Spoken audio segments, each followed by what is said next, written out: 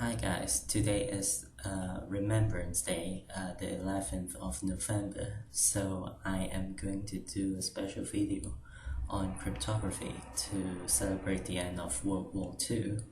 The reason being Alan Turing, because of his decipher of the German code, it ended World War II. So yeah, let us start. So, a cipher is to find an encrypted message within a code that is completely unreadable or it doesn't make any sense. Encrypting and decrypting is very common in our lives, involving credit card usage, bank accounts, and a lot of different message, email sending, and things like that. And it is really useful to secure our privacy on the internet. So you might ask, what is a non-cryptic message? A non-cryptic message is the fact that you are not shuffling around letters so that A means you or something like that. A is always A, B is always B, and E is always E. And it's more of rearranging your letters in a sort of way that can make people feel difficult to understand it. So this is one of the most common, the most basic, the easiest code that you can ever encounter is a reverse code. And this is where a code is written backwards, and you can obviously see that this is a little bit difficult to understand at first, but if you understand coding, you definitely know how to read this. And reverse code is really the first thing you ever want to try on deciphering codes, because it might come up and it saves a lot of time if you have found out that the message is actually reversed.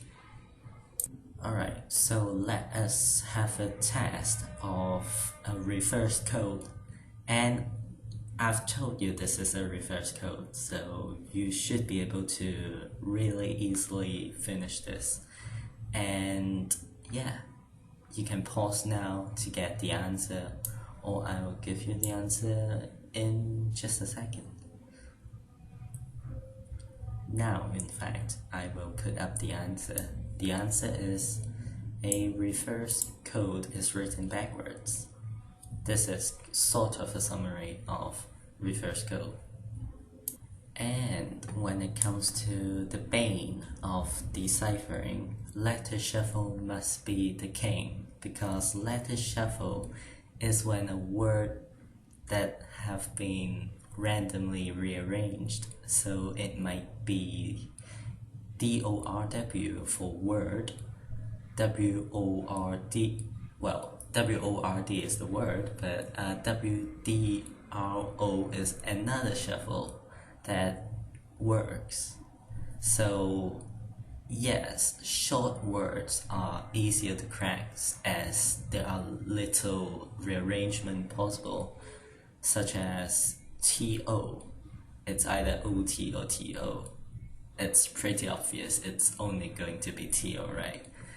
So longer ones like impossible, how are you going to figure out which one it is? It's just impossible sometimes. So again, we have another question about letter shuffle, and this is the shuffle I want you to do.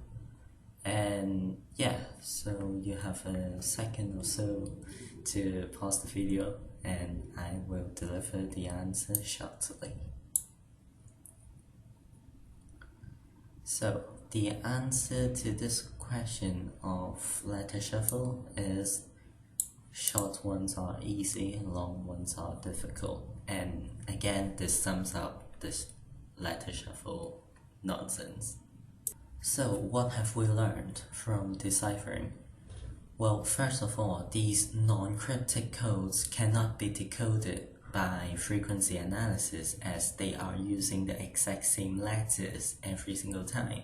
So the trend that we'll get will be the same as the normal English language, which isn't helpful at all. But a good thing is that they are very easily exported, especially reverse code.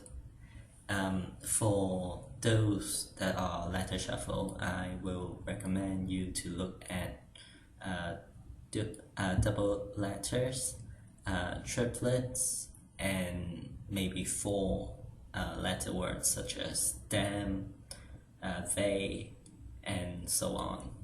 And those will help you tremendously. And so yes, this will sum up this video, and I will put up another video on those cryptic codes, which will be a lot of fun. And yeah, I hope you enjoyed the series, and I will see you next time.